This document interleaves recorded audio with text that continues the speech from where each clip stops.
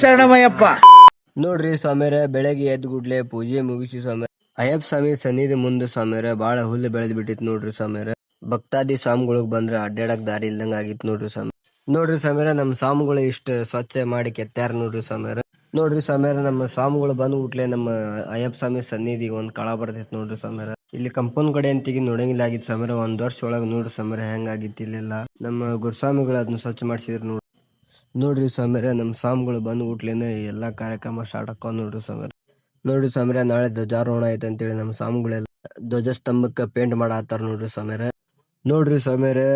ನೋಡ್ರಿ ಸ್ವಾಮಿಯರ ಪೇಂಟಿಂಗ್ ಮಾಡಿದ ನಂತರ ಹಿಂಗ್ ಕಾಣತೈತಿ ನೋಡ್ರಿ ಸ್ವಾಮಿಯರ. ನೋಡ್ರಿ ಸ್ವಾಮಿಯರ, ಇಷ್ಟು ಮಾಡಿ ಗುಟ್ಲೆ ಮತ್ತ ನಾವ್ ಹೋಕ್ಕೇವಿ ಸ್ವಾಮಿಯರ ನಮ್ ಕೆಲ್ಸಕ್ ಸ್ವಾಮಿಯರ. ನೋಡ್ರಿ ಸ್ವಾಮಿಯರ, ಕೆಲ್ಸ ಮುಗಿಸಿ ಅಷ್ಟೊತ್ತಿಗೆ ಸೂರ್ಯಾಸ್ತ ಆಗಿತ್ತು ನೋಡ್ರಿ ಸ್ವಾಮಿಯರ.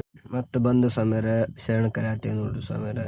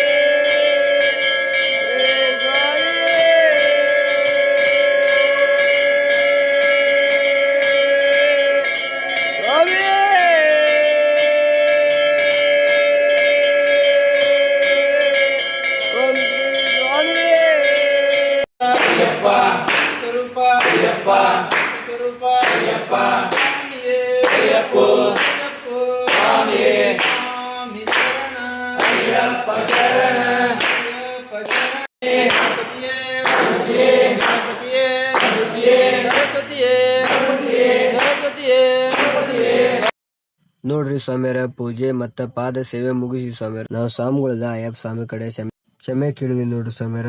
ಕ್ಷಮೆ ಕೇಳಿ ಬಂದ್ಬಿಟ್ಲೆ ಸ್ವಾಮಿಯರ ಶಕ್ತಿ ರೆಡಿ ಆಗತ್ತಿತ್ ನೋಡ್ರಿ ಸ್ವಾಮಿಯರ. ಇಲ್ಲಿ ನೋಡ್ರಿ ನಮ್ ಭಟ್ಟ ಸ್ವಾಮಿಯರ ನಾಳೆ ಬೆಳಗ್ಗೆ ಶಕ್ತಿಗೆ ರೆಡಿ ಮಾಡಾತಿದ್ ನೋಡ್ರಿ ಸ್ವಾಮಿಯರ.